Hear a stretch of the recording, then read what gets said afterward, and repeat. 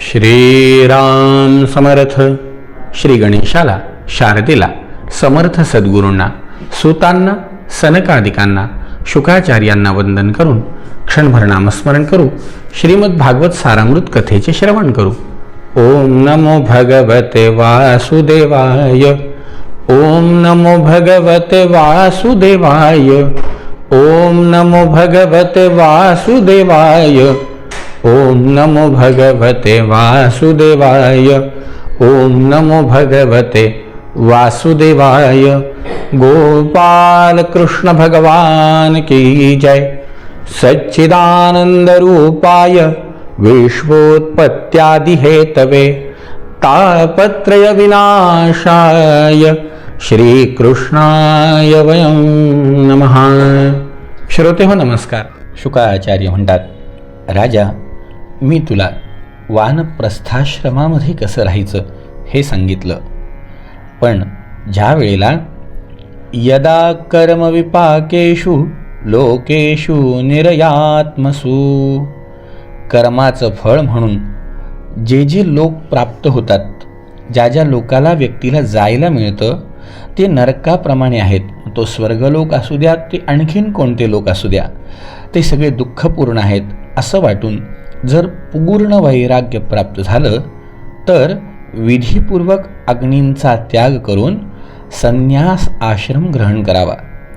ज्याला संन्यास घ्यायचा असेल त्यांनी शास्त्रानुसार मला उद्देशून यज्ञ करावा. नंतर आपले सर्वस्व ऋत्विजाला देऊन टाकावे. यज्ञाचे अग्नी आपल्या प्राणात विलीन करावेत आणि नंतर कसलीही अपेक्षा न ठेवता संन्यास ग्रहण करावा.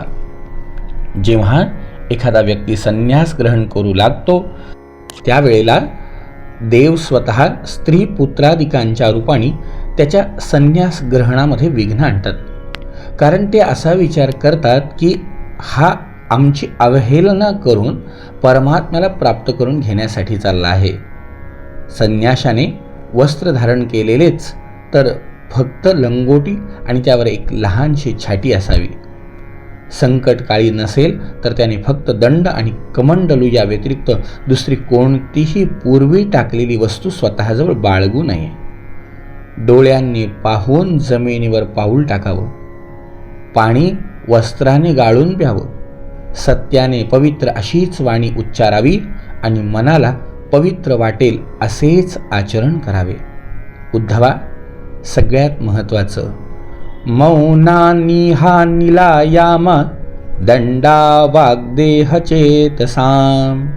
वाणीचा मौन, शरीराचा काम्य कर्मत्याग आणि मनाचा प्राणायाम हे दंड होत.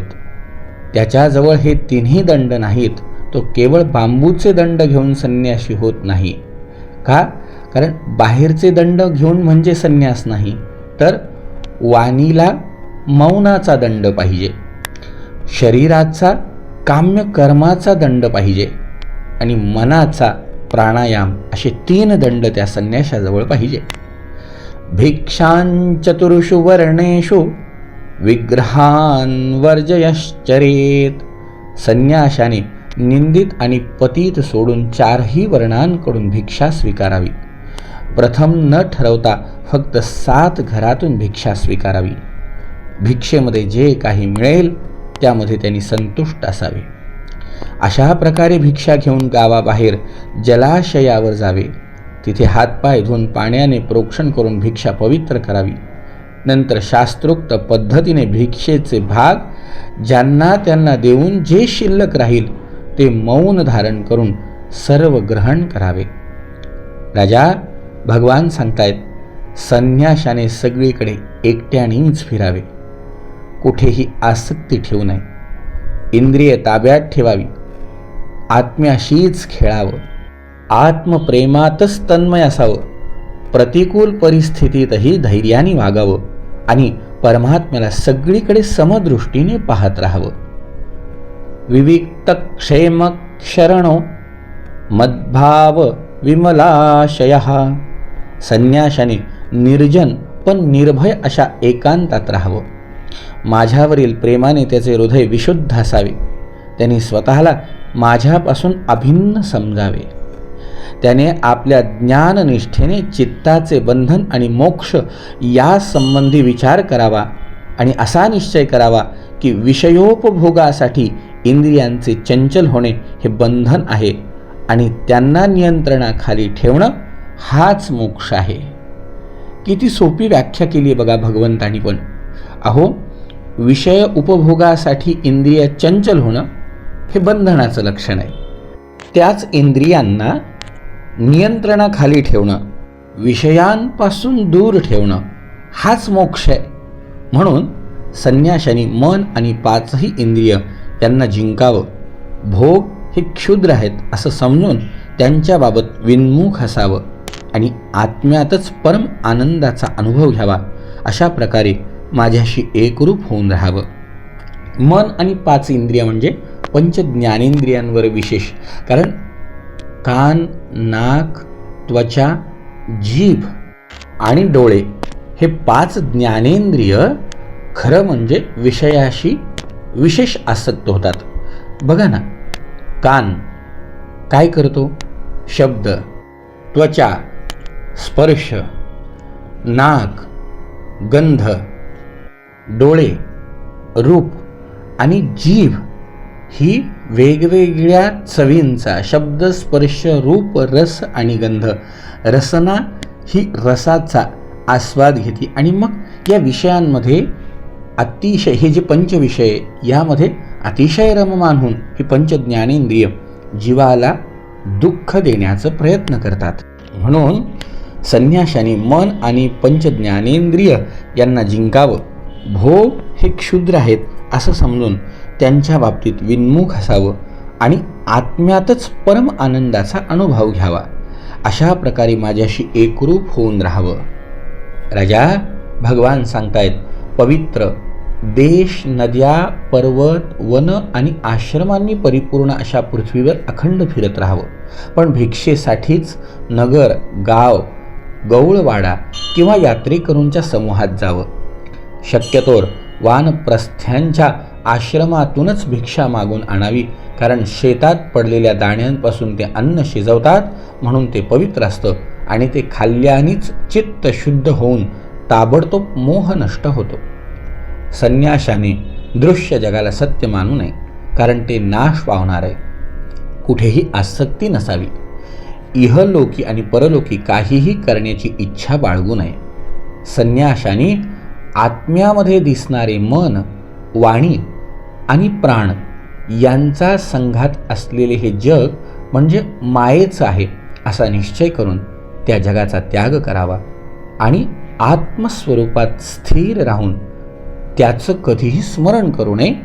त्या जगाचं स्मरण करू नये ज्याच्यामध्ये मायेने व्यापलेल्या सर्व वस्तू आहेत.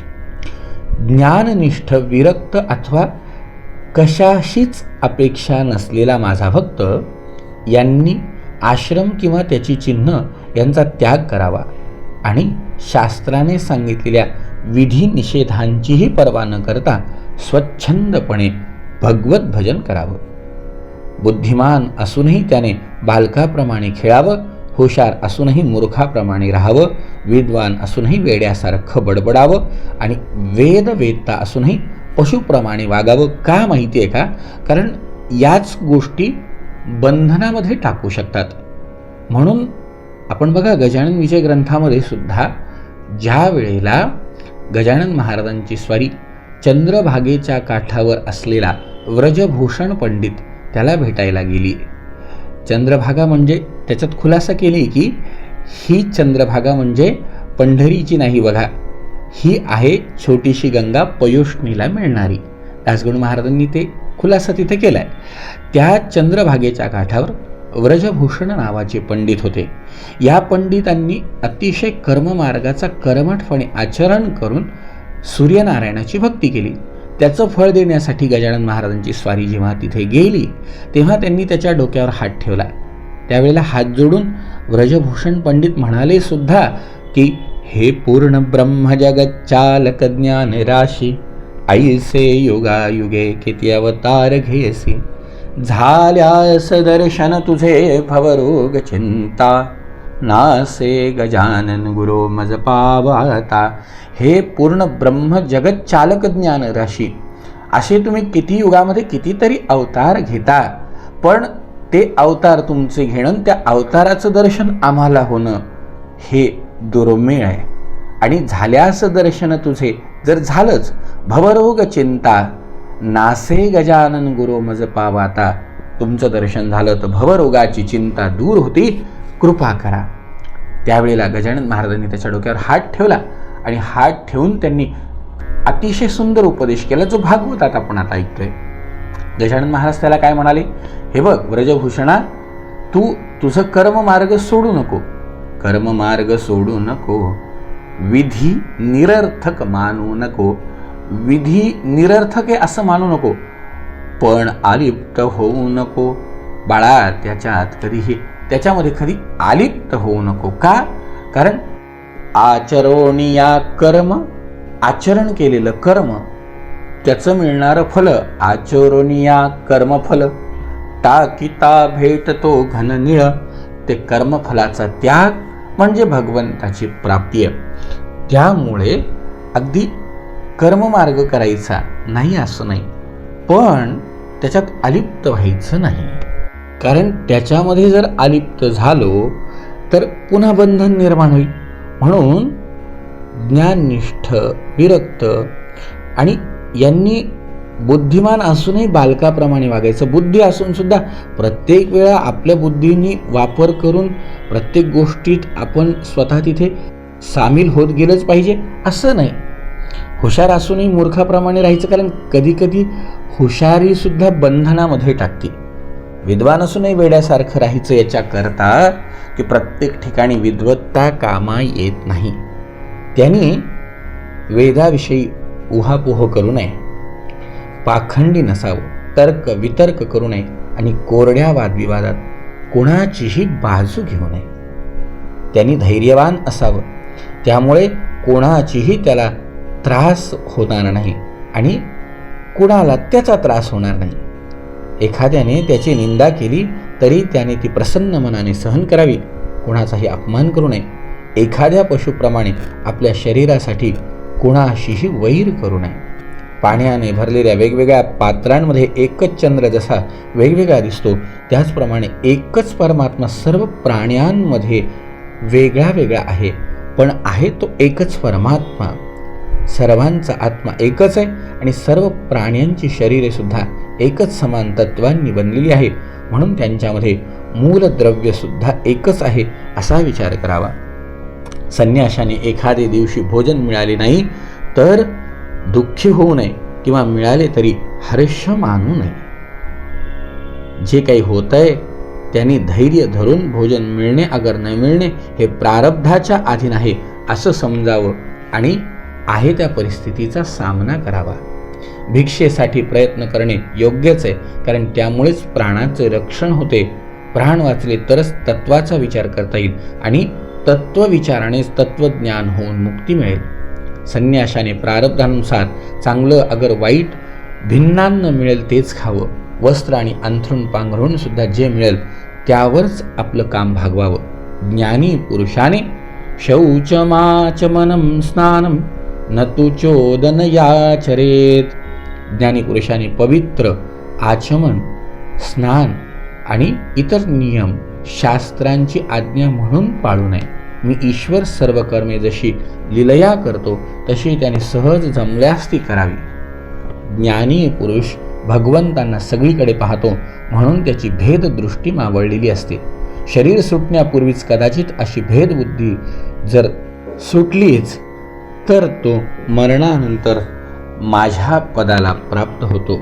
जितेंद्रिय पुरुषाचा जेव्हा असा निश्चय होतो की विषयांच्या भोगांचे फळ दुःखच आहे, तेव्हा त्याने विरक्त व्हावं आणि माझ्या प्राप्तीचं साधन त्याला माहिती नसेल तर ब्रह्मनिष्ठ सद्गुरूंना त्यांनी शरण जावं.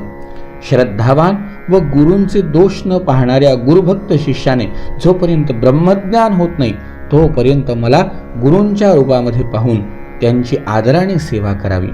परंतु ज्याने 5 इंद्रिय आणि मन या 6 विजय मिळवला नाही, ज्याचे इंद्रिय रूपी घोडे आणि बुद्धिरूपी सारथी हे दोघेही बिघडलेले आहेत, तसंच ज्याच्या हृदयात ज्ञान आणि वैराग्य नाही, तो जर त्रिदंडी संन्याशाचा वेश धारण करून आपले पोट भरत असेल तर तो संन्यास धर्माचा नाशच करीत आहे असं समजावं. शिवाय तो देवांना स्वतःला आणि आपल्या हृदयात असलेल्या मला फसवण्याचा प्रयत्न करतोय. त्याच्या वासना नष्ट झालेल्या नसतात, म्हणून इहलोक आणि परलोक अशा दोन्ही लोकांना तो गमावून बसतो. संन्याशाचे मुख्य धर्म शांती, अहिंसा, वानप्रस्थ्याचे मुख्य धर्म तपश्चर्या आणि तत्वविचार, गृहस्थाश्रमाचे मुख्य धर्म प्राण्यांचे रक्षण आणि यज्ञयाग, आणि ब्रह्मचार्याचा मुख्य धर्म गुरूंची सेवा. अशा प्रकारे या चौघांचे हे 4 धर्म आहेत. फक्त ऋतुकाळीच आपल्या स्त्रीशी सहवास करणाऱ्या गृहस्थाचे सुद्धा ब्रह्मचर्य, तपश्चर्या, पावित्र्य, संतोष आणि सर्व प्राण्यांबद्दल प्रेमभाव हे मुख्य धर्म आहेत. माझी उपासना तर सर्वांनीच केली पाहिजे. अशा प्रकारे जो अनन्य भावाने आपल्या वर्णाश्रम धर्मांच्या द्वारा माझ्या सेवेत तत्पर असतो आणि सर्व प्राण्यांच्या ठिकाणी माझी भावना करतो, त्याला माझी दृढ भक्ती प्राप्त होती.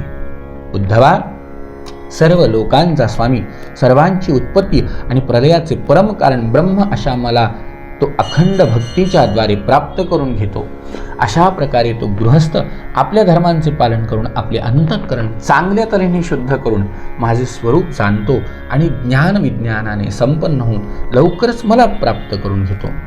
तू विचारलं उद्धवा, म्हणून वर्णाश्रमवतान धर्म एष आचार लक्षणः स एव भक्तियुक्तोनि श्रेयसकर पर. मी तुला हा वर्णाश्रम धर्मांच्या पालनाचा आचार धर्म सांगितला. हे करताना जर तो माझ्या भक्तीने संपन्न असेल तर त्याला खात्रीने मोक्षाची प्राप्ती होईलच. उद्धवा, तू जो मला प्रश्न विचारला तो मी तुला सांगितला. आणखीन तुला काही विचारायची इच्छा आहे का? शुकाचार्य म्हणतात, आणखीन काय विचारलं आणि भगवंतांनी आणखीन काय सांगितलं उद्याच्या भागात श्रवण करू. जय जय रघुवीर समर्थ.